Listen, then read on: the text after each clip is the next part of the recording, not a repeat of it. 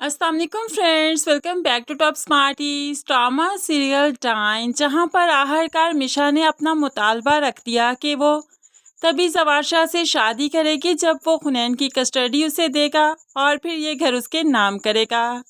तो जवार शाह के लिए ये डील भी बहुत छोटी थी। वो हर हाल में मिशा से शादी करना चाहता है, तो फिर बस मिशा ने भी हाँ कर दी। अब यहाँ पर जब दूर से देखा शबाब ने कि मिशा और जवार शाह इतने करीब होकर बातें कर रहे हैं तो जेलसी फील करती है, तभी तो भागते हुए यहाँ पर आई। तो जवार शाह भी यहाँ से वापस मुड़ गया और ऐसे में वो हुनैन के पास जो आई तो मिशा भी यहाँ से वापस पलट गई। अब यहाँ पर शबाब जो कि हुनैन के प्रेम के पास खड़ी थी, तो एन इसी वक्त प्रेम के सामने सांप आ गया, जो कि शबाब पूरी तरह से खौफजदा हो गई और यहाँ से पीछे भाग गई। अब यहाँ पर सगे और सौतेले का फर्क साफ दिखाया गया।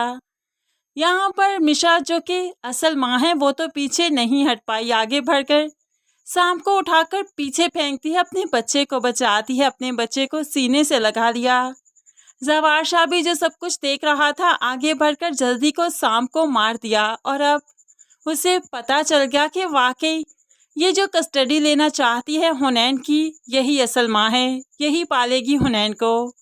तो वो मिशा पर बहुत फहर करता है, लेकिन दूसरी तरफ वो शबाब को अब हाथ से पकड़ते हुए उसी सर्वेंट क्वार्टर में ले आया जहाँ पर कभी उसने निहाल को रखा था, क्योंकि जो हुनैन का ख्याल नहीं रख पाई वो भला उसके साथ रहने की हकदार कैसे हो सकती है।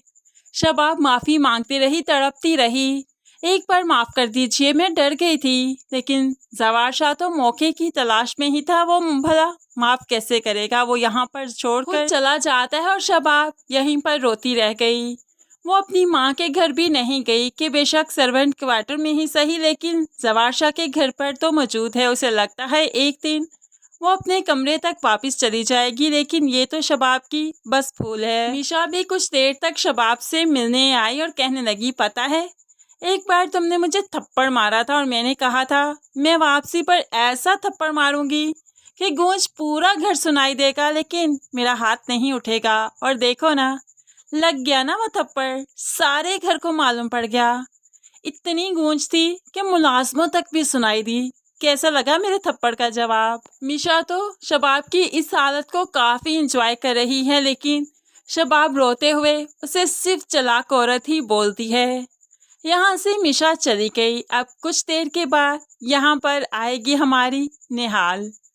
इसी तरह से ही औंधे मुंह लेटी थी जब शबाब दरवाज़ा खुला, अचानक से देखा तो निहाल खड़ी थी। एकदम से शबाब तो डर गई, खौफज़दा हो गई।